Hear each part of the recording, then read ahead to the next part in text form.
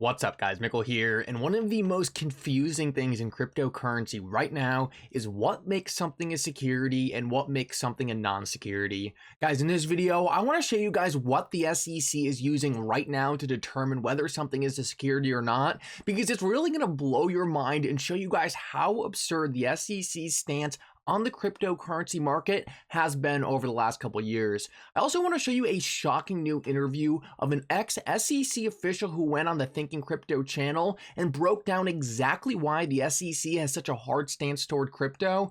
Guys, what this lady says is going to blow your mind and let you know that the SEC is so much more corrupt than you have ever thought. Guys, last of all, at the end of this video, I want to show you guys how to mint an NFT on the XRP ledger. I just minted my first NFT. It was a lot of fun. It was really cool. So make sure to stick around till the end of the video if you want to learn how to mint your own NFTs. Like always guys, your support means so much to this channel. If you want to see more videos just like this, make sure to hit the like and subscribe button down below and turn on bell notifications. These three simple things will go such a long way in helping this channel grow, and it really does mean so much to me. If you guys ever looking for a good place to buy some XRP, make sure to check out the link for Uphold down in the description below. Uphold is my favorite exchange and a great place to buy and sell XRP. With that said though guys, let's jump right into the video and I hope you guys enjoy the content. So guys, real quick, MooMoo is running an awesome promotion right now that could win you guys a lot of money. If you sign up with MooMoo using the link in the description of this video, you could win up to 15 free stocks. Guys, MooMoo is an awesome trading platform. It's a great place to buy and sell stocks. They have advanced charting tools, a global investment community, a visualized way of understanding companies' financials, and real-time level 2 market data. Guys, MooMoo is an excellent place to buy and sell stocks. It's a great brokerage, and I highly suggest you check out MooMoo and get your free stocks now. So guys, let's jump into the video, and I wanted to start out by talking about something pretty interesting that we haven't heard about in a while, and that is the library versus SEC case. The reason we haven't heard about this in a while is because we were actually waiting for a decision to come out of this case, and we have not gotten one yet. It is actually months overdue at this point. There's really no explanation on why we haven't seen it, but just the other day, we actually got the transcript from the summary judgment hearing, and guys, there are some gems in this thing that absolutely expose the SEC. One of the craziest things in this entire thing was the SEC's stance on what makes something a security and what makes something a non-security. The SEC stated in the summary judgment hearing that the library token is not a joke coin and it does have some utility, but the library team created it and therefore it is a security. Well guys, this is an absolutely absurd stance to take, especially when the SEC has already gone on the public record and said that they do not think Bitcoin or Ethereum are securities. Obviously, both of these coins were created by people as well, so how does it make any sense that Bitcoin and Ethereum were created by people and are not securities, but library is a security because it was created by someone? The SEC is acting like Bitcoin and Ethereum just appeared out of thin air and no one actually created the token. The SEC is confronted with the idea that library actually does have utility and are forced to admit it does. I think they understand that they would look like complete fools if they tried to say the token did not have utility, but it's so funny that the SEC then reverts to some weird argument that saying library was created by a person. We know that every single cryptocurrency out there was obviously created by a person or a group of people. They don't just spawn out of nowhere, but it's so crazy that the SEC is actually trying to use this as an argument.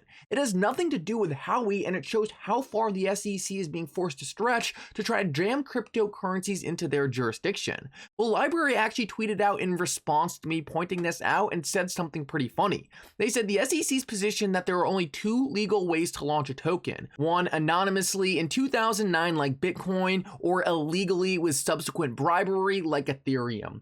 Guys, the fact that these are the only two projects that the SEC has given a free pass is insane. The people who created Bitcoin are literally hiding from the SEC, and the SEC goes, yep, that makes it a non-security. The fact that these people won't tell us who they are makes this project a non-security.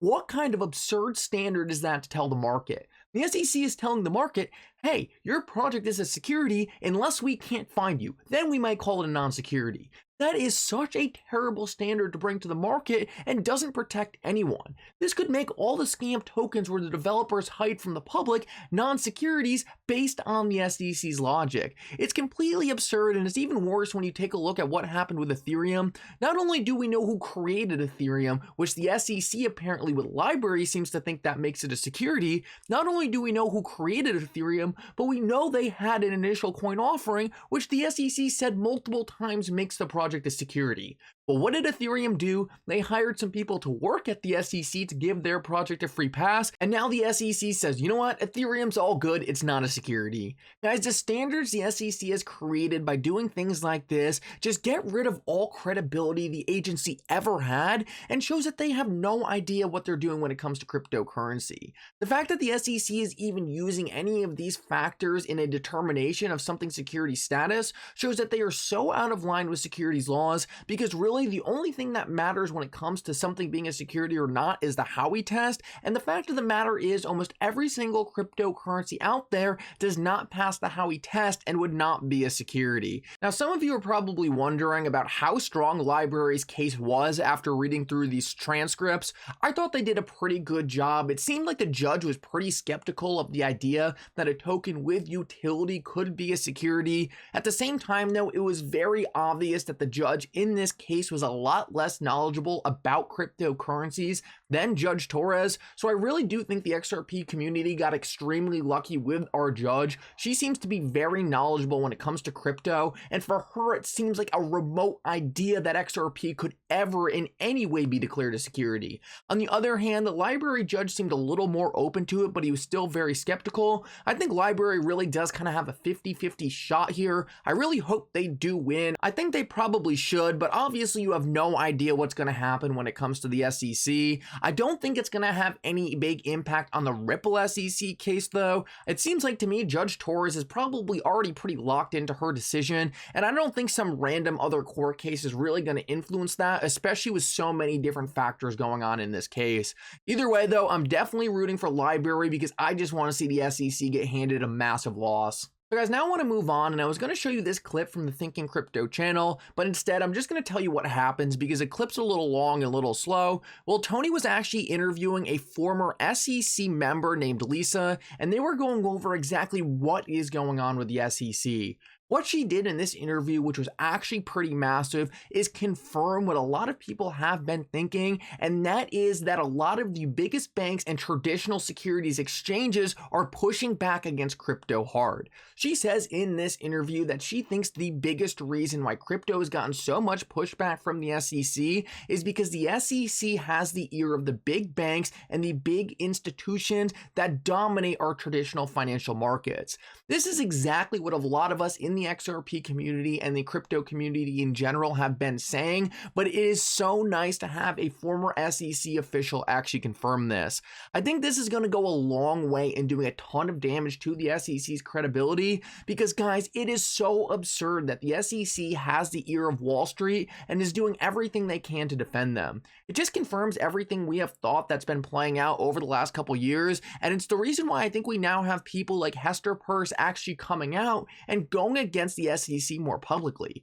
For a while, Hester Peirce was very tentative in saying stuff like this, but over the last couple days, I've noticed her saying a lot of things, taking shots at the SEC's credibility. She says right here, people have given up on us because we haven't taken those steps to work in good faith. And guys, this is a pretty shocking quote because she's essentially admitting everything that's been going on, everything the XRP community has been exposing is true. So many people have called us conspiracy theorists. So many people have said we've just been making this stuff up. But guys, the fact that former SEC officials and current SEC officials are literally telling us that we are right over the ball, I think it tells us a lot. And I think at the end of the day, because this is being brought to light, because this is being exposed, it will end up on the right side of history. It's just going to take some time. We might have to expose a couple more people, but at the end of the day, the SEC is going to be reined back in, and I'm confident that will happen once Gary Gensler gets kicked out of power. So guys, last of all, I want to go over how to mint an NFT on the XRP ledger, and this is not going to be some in-depth tutorial, but it's super easy to figure out if you have any idea what's going on with how to use cryptocurrencies. First, I want to show you, I actually minted my first NFT ever today. It was a rock. I think it's the first rock on the XRP ledger. Obviously, I was just messing around with this. I wanted to play around with it. I know that a while ago, an Ether rock actually sold for a ton of money, so I thought, who knows, maybe this will be the first XRP rock. Either way, kind of a joke, but I just tweeted out randomly today, what's the easiest way to mint NFTs on the XRP ledger? And I actually got a whole bunch of responses of different websites that are all super easy to mint NFTs on. The one I actually used to mint my NFT was on XRP. I thought this one was pretty easy, but I actually went through the process to mint it on another one of these as well. I think it's nftmaster.com I also used. Yep, it was this one. So guys, both of these were super simple. All you really have to do it is have an account on the Zum wallet. It's an XRP native wallet. All you have to do is essentially upload the image you want to be an NFT, sign the transaction using the Zum wallet. It's super simple, super intuitive. You should be able to figure it out, but I'm sure there's going to be a ton of tutorials on how to do it in depth over the next couple days. I would definitely try it out. It's super fun. It cost me like 2 XRP to do. And guys, who knows, maybe your NFT will actually be worth a lot someday. Anyway, guys, thank you so much for coming. I hope you enjoyed this update. If you want to get all of these sites, just go to my Twitter. Make sure to follow me on Twitter too. It's like 3 tweets down. It says, what's the easiest way to mint an NFT? There's a ton of links here. Guys, thank you so much for coming. I hope you enjoyed this update. And for now, Mickle out.